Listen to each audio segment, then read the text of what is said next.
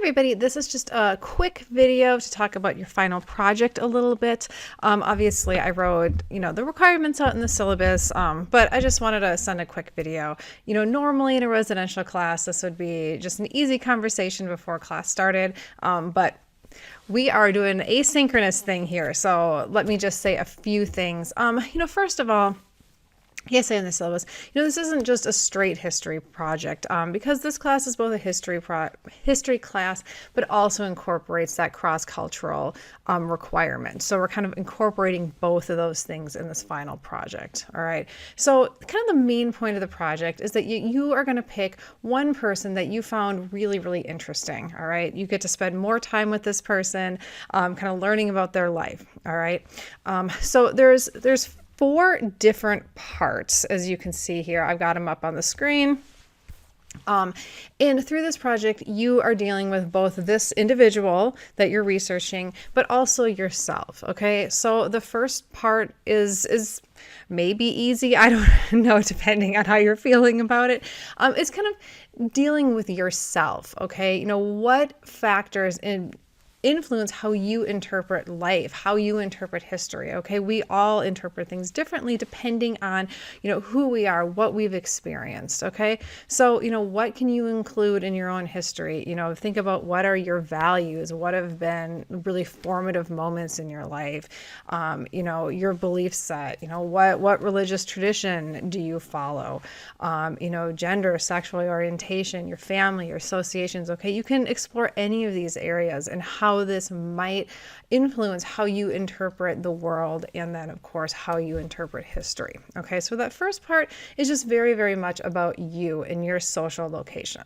Okay, and then in the second part is a simple biography of the person that you're studying. Okay, what are some basic facts about this person's life? All right, why are they a significant historical figure? What have they done that we kind of remember them and lift them up? Okay.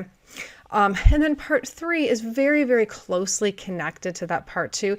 And some of you actually might find it advantageous to combine the biography and the context. Okay, so just as you are analyzing your social location, what influences you, your beliefs, your interpretations, you're going to do that a little bit with your figure. Okay, what external factors are influencing this person? Okay, how do you think their context is influencing them? Yes, you are probably going to use conjecture here, and that's okay. All right, let's say I'm writing this paper on Teresa, Saint Teresa of Avila. Okay, because you can't do that, so I'm going to talk about it. All right, I need to think about her in this particular 16th century context. What were her limitations? All right, what couldn't she do? What could she do? I'd have to look at, obviously she was wealthy. That gave her some options that other people wouldn't have, but in some ways she was very restricted by that as well. Okay, so start thinking about those things. All right. And then part 4, how do you relate to that figure? Kind of following this thread of if I'm writing on Saint Teresa, what do I have in common? What don't I have in common? Obviously, we share the same Catholic faith, but it's not quite the same either because of our context, because I am a practicing Catholic in the United States in 2021. She was a Carmelite nun in the 1500s. Okay, this is going to drastically change how we live out our faith. Okay, what other ways that I could or couldn't relate to her. I had educational opportunities that she could have never dreamed of. All right, so that's a difference. All right. So just start thinking, what do you have in common? What are really stark differences? Okay. How can you relate to this person? All right. Or how not? Maybe you don't relate to this person at all, but you really find them admirable, really interesting. Okay. So just kind of think it out a little bit. Why are you really attracted to this person? Why did you want to write about them? You can explore that in this section as well. And then why does it matter? Okay. Students are often hesitant to do this, why does it matter in your life? Why does it matter in your faith? I really do want you to spend time with this, okay? one critical thing with history is we've got to be able to use it. All right. It's not just like, so if you go on Jeopardy, you'll know answers. All right. Like, how can we apply this to our lives? All right. How might this influence your faith? How, maybe it won't, but think about why or why not. It will influence your faith, your ministry. What could we possibly learn from this person? How could we maybe apply that? Okay. So I really do want you to think about, our current context, all right, and how this person may or may not relate to our current context. Okay.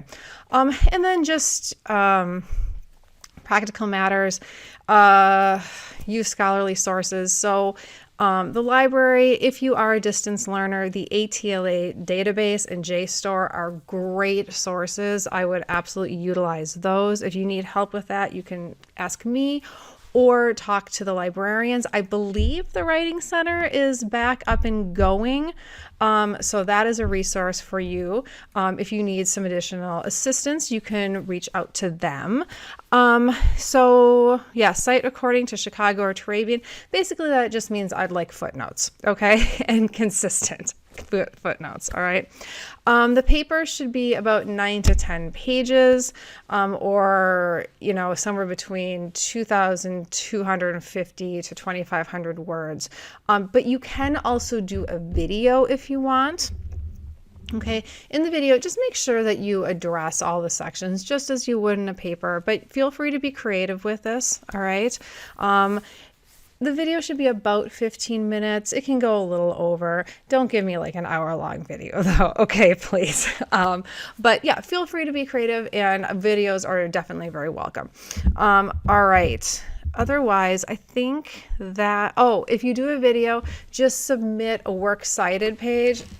And, sorry, my cat jumped up here, a works cited page, and then a link to the video or the file to the video. Okay, so if you have more questions, please feel free to contact me. I've met with some of you over Zoom or in person. I am in the office quite a bit.